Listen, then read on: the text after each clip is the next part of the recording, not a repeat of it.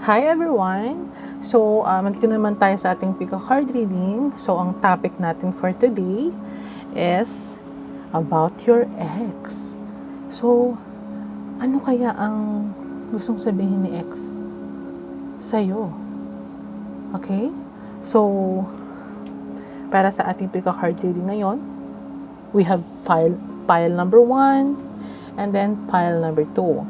So, pick what card na tumatawag sa pansin mo, and I hope na mag-resonate sa'yo yung reading na to. Okay? So, I will give you some time para makapili. So, this is pile number 1 and pile number 2.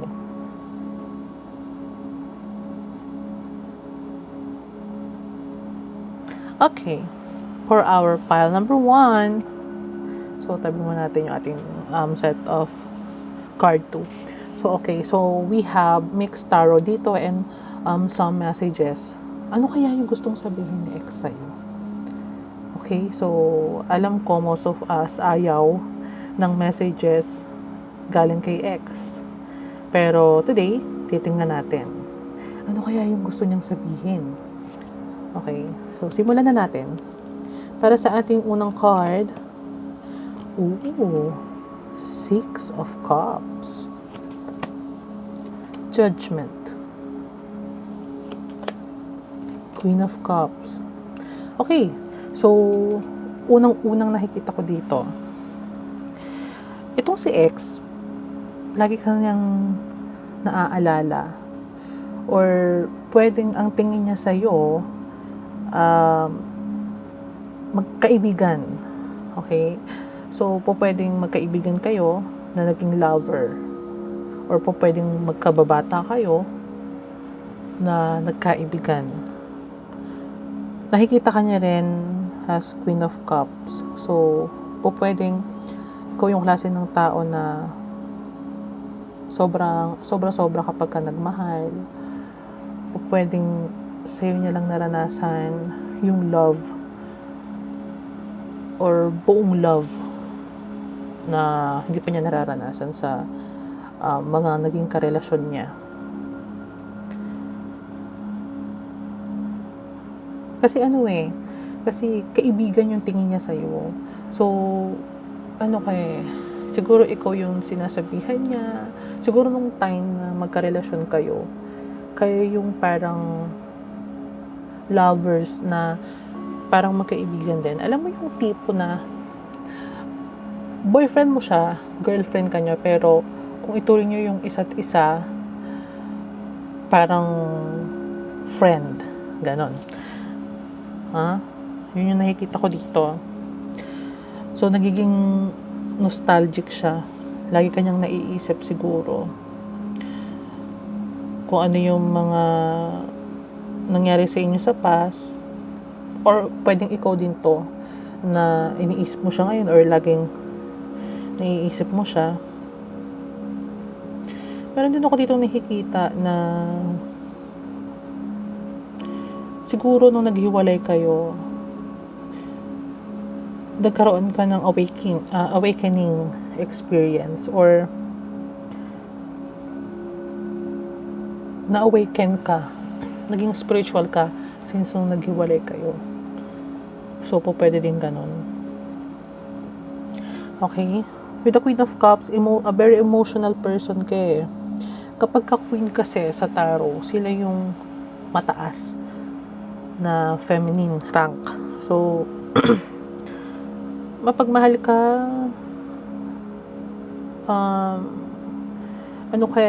very emotional person, magaling kang magbigay ng emotional support.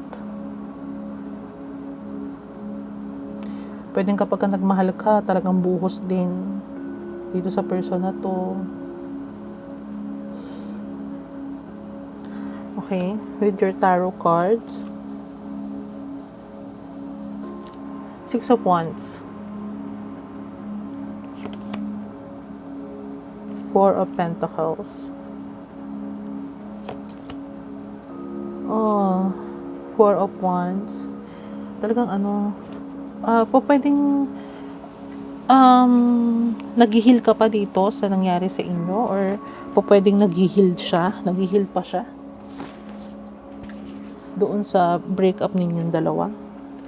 Pwedeng ganon with the Four of Wands.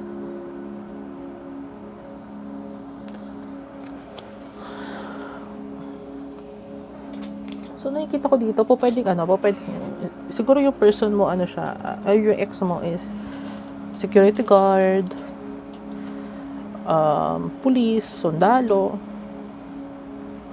or may katungkulan, or pwedeng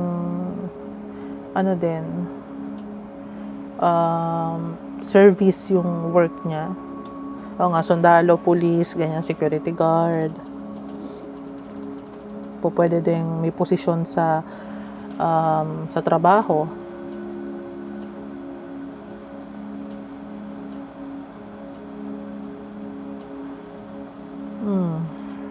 Okay. Nine of Cups. Five of Cups. Talagang talagang ano yung nakikita ko dito? Sobrang na-hurt tong person na to nung naghiwalay kayo. Sobra siyang nasaktan. Kasi nakikita ka niya na has Nine of Cups. Wish fulfillment. Ikaw yung parang magandang nangyari sa buhay niya. Kasi nga siguro ikaw yung nandyan para sa kanya palagi. Ikaw yung handang makinig sa kanya. Yung emotional support na ibinibigay mo sa kanya is sobra-sobra na hindi niya naranasan sa iba. Kasi sa nakikita ko din dito, may nakukuha ako na si person mo, siya mahilig din siyang pwede siyang popular or what, pero mahilig siyang hindi ko naman sinasabing magpapansin. Gusto niya yung lagi siyang pinapansin. Bisa nakikita ko, siguro nung naghiwalay kayo, feeling niya nawalan siya ng matalik na kaibigan.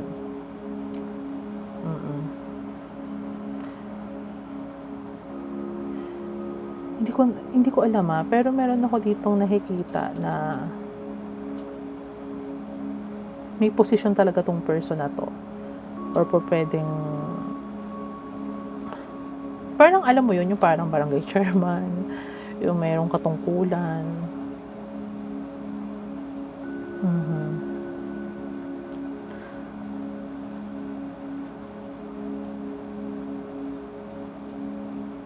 With the Four of Pentacles, nakikita, nasa-sense ko dito na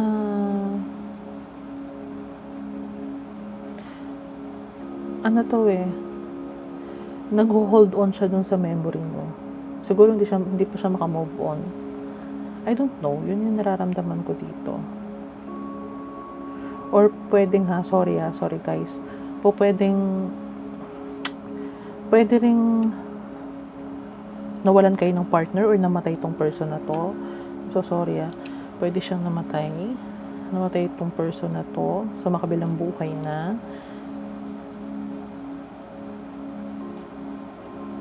Yung reading ko guys, pwedeng vice versa so pwedeng sa makabilang buhay na tong person na to. Okay, so ano yung messages niya? So meron tayong messages para sa'yo. Ano yung message sa'yo ng ex mo? Okay. I wish things could be different.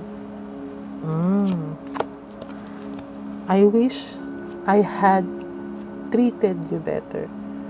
Nako, maaaring hindi kanya talaga tinrato or kung ano man yung reason ng paghihiwalay ninyo or separation ninyo. Pwedeng siguro wala siyang time sa'yo kaya kayo nag-separate, or hindi kanya pinagtutuunan ng pansin, hindi kanya pinakikinggan. Kasi nga itong person na to, may nakikita ko dito na ang gusto niya is palaging siya. Siya nang siya. Yung pinapansin, siya yung pinakikinggan. Parang feeling ko ganun eh. Feeling ko hindi kanya napagtuunan ng pansin, hindi kanya napahalagahan. Kasi I wish I had treated you better. So kung ano man yung treatment niya sa'yo, hindi sapat yun, or you feel unloved by this person. I wish things could be different. 'Di ba? Katulad ng sinabi ko kanina, pwedeng nostalgic pa siya, naaalala ka niya palagi, hindi siya makamove on. Kasi nga, yung love na ipinakita mo sa kanya is, yun yung love na hindi niya naranasan before. So, iba ka dun sa mga nakarelasyon niya. Next, it was my fault but I blame you. O, diba? Diba? Maaaring siguro, siya naman talaga yung dahilan kung bakit kayo naghiwalay. Maaaring hindi ka nga niya pinakikinggan. Palaging siya na lang nang siya yung naririnig dito sa relationship ninyo. Diba? Kaya kasi alam nyo guys, ang mga taong mahirap kasi yung may regrets tayo diba? Kasi sa isang relasyon, kung sino yung, alam natin kung sino yung may pagkukulang So, alam niya sa sarili niya na nagkulang siya sa kabila nung emotional support na naibigay niya sa'yo. Kasi nga Queen of Cups ka So, matured ka emotionally. Sobra-sobra ka kung magmahal. Next card. I know I was a distraction from your pain. Alam mo, feeling ko, gusto kang kontakin itong person na to, pero nagdadalawang isip siya kasi alam niya na nasaktan ka niya ng sobra. Kaya ayaw kanyang kontakin pa. Pwedeng ayaw kanyang kontakin kasi alam niya naman sa sarili niya talaga na siya yung may kasalanan. And sa last card mo, I hide behind material things. So nakikita ko dito, siguro ngayon, yung person mo, okay yung financial status niya. Okay ang trabaho niya. Pero, katulad ng sinabi ko kanina, siguro nakuha niya ngayon lahat kung ano yung mga gusto niya makuha before, pero hindi matutumbasan nun kung ano yung pagmamahal na pinakita mo sa kanya. So kahit na sabihin na natin, kahit kung may karelasyon man siya ngayon, pwedeng hindi nun matumbasan yung love na naramdaman niya sa'yo. Kaya nostalgic siya. Kaya lagi kanyang naaalala. Kaya hindi siya makamove on sa'yo. So yun yung nakikita ko na sitwasyon or gustong sabihin sa'yo ng ex mo. Hindi makamove on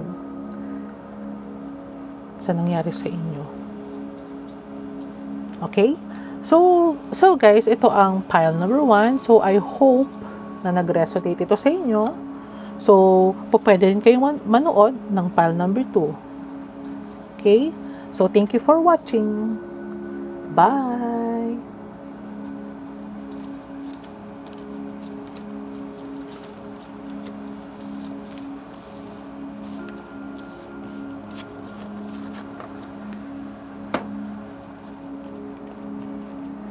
Hi, pile number 2. So, ano kaya ang gustong sabihin sa'yo ng ex mo? Okay? So, meron tayong King of Wands. King of Wands. Oh, Seven of Wands in reversal again. Oh, the Star. In reverse. So, ano nakikita ko dito? Pile 2. Ito yung klase ng person na palaasa. Nakaasa. Ay my God.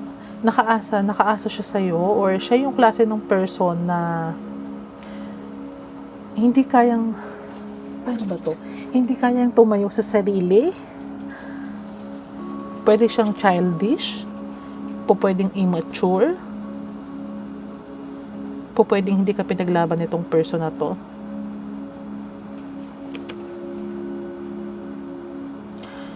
What I see here,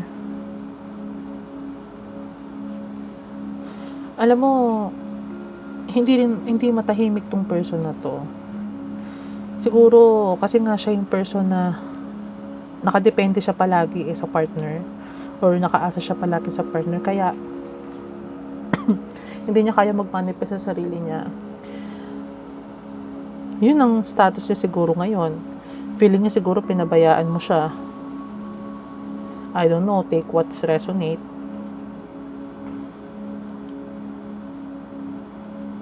Pwedeng par sign siya. And pwedeng Aquarius. Aquarius ka. Or vice versa. Okay? For your tarot cards, Temperance. Nako, ini-spy ka nitong person na to. Kung friend mo siya sa social media at hindi mo siya binlock, ini-spy ka niya.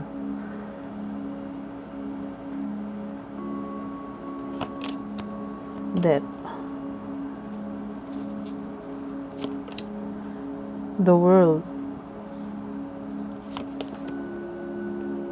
The Lovers. Naku! Ang nakikita ko dito, kasi may ending may ending na dito siguro binlock mo siya or nakablock siya sa'yo, kaya pwedeng gusto ko niyang paano ko ba sabihin to, pwedeng nasa malayo din tong person na to, malayo siya, nasa abroad or what. Pwedeng gumagamit siya ng fake account para i-spy ka, or gusto niya mag-message sa'yo. Pero immature kasi itong person na to. Immature siya.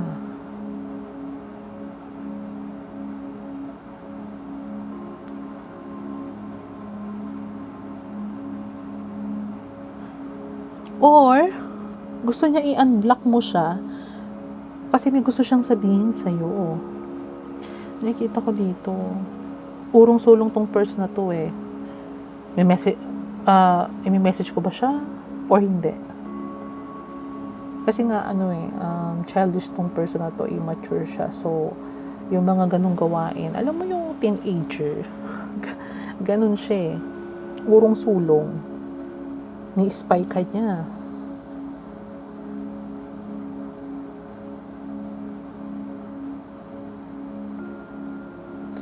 Alam mo, nakikita ko dito na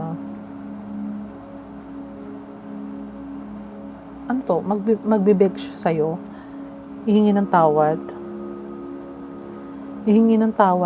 to sa'yo kung ano man yung kasalanan na nagawa niya sa'yo. Nakikita ko hihingi to ng tawad or magsusorry. Pero kasi kapag immature kasi ang person, ang sakit sa ulo, diba? Kapag nakarelasyon mo, kasi bawat desisyon na gagawin niya based on immaturity.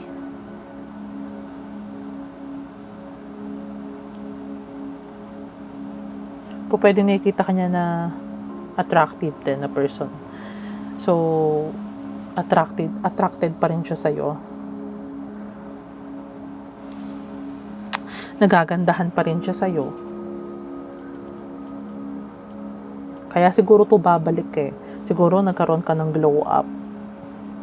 Kaya babalik to sa'yo at gusto makapagbalikan. Kaya magsusorry. Okay. So, ano yung messages niya sa'yo? Tingnan natin. You and I were too young. So, pwedeng bata pa kayo nang naging kayo. Pero kasi too young, yun nga immature. Siguro bata, di ba mga bata kapag kakarelasyon, immature pa. So, pwedeng nakarelasyon mo to nung bata ka pa.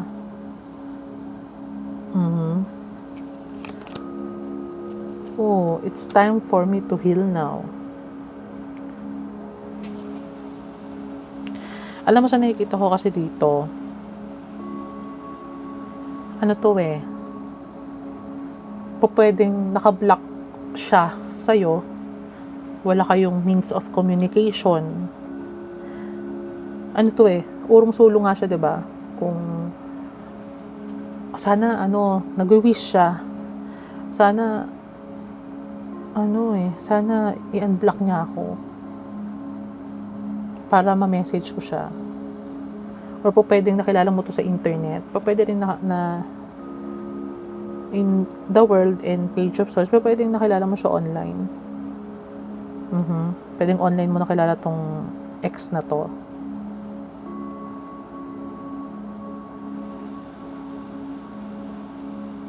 Ano to eh, ayaw mo na, alam mo, may nakita kong energy dito, ayaw mo na dito sa person na to. Alam mo yung parang yung ew. Alam mo yung ganun na feeling na, ayoko na doon. Ano ba yan? Merong ilan sa inyo na ganun yung naririnig ko. Or pwedeng itong message ito, it's time for me to heal now, is ikaw to. Heal ka na. Kaya ayaw mo na sa kanya. Okay. I love you unconditionally. Ay nako, love ka pa ditong person na to.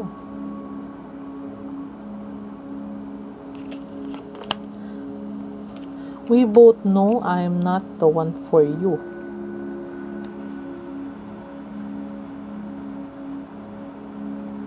Pwedeng ikaw to. May nakuha ko na ikaw to, na we both know I am not the one for you. Kasi nga, siguro naging boyfriend mo siya, bata pa kayo. So siguro, marami na nagdaan na araw or panahon, na-realize mo na, ano lang yun, parang puppy love nga lang yun, or nakaraan na yun. You speak to me through music. So, pwedeng naaalala ka nga nito. Or pwedeng mahilig ka sa music. Pwedeng mahilig din siya sa music. O mahilig siya makinig ng music. So, take what's resonate. Pwedeng mahilig ka rin makinig ng music. And then, kapag naririnig niya yung music na yon, naaalala ka niya. Or pwedeng lagi niya pinapatugtog yung theme song ninyo before. Diba? Ganito naman yung mga bata before kapag magkarelasyon. Diba, kasi ako naalala ko, nung bata ako, diba, kapag meron kang boyfriend, anong team song natin? So, pwedeng ganon siguro. You speak to me through music. So, naaalala ka pa rin niya. Kahit na matagal na yung panahon na nagdaan, siguro baka ikaw yung first love nito. Hindi natin alam. So, sinong ex kaya to, no? So, ikaw na lang bahalang mag-isip kung sinong ex to. Ikaw naman nakakaalam. Pile number 2. Okay, so I hope nag-resonate sa inyo. Pile number 2, yung messages ng ex nyo sa inyo. So, i-unblock mo ba siya? I hope not. Okay, so thank you for watching. So, pwedeng panoorin mo ang pile number 1 kung hindi nag-resonate sa'yo tong pile na to. Thank you so much. Bye!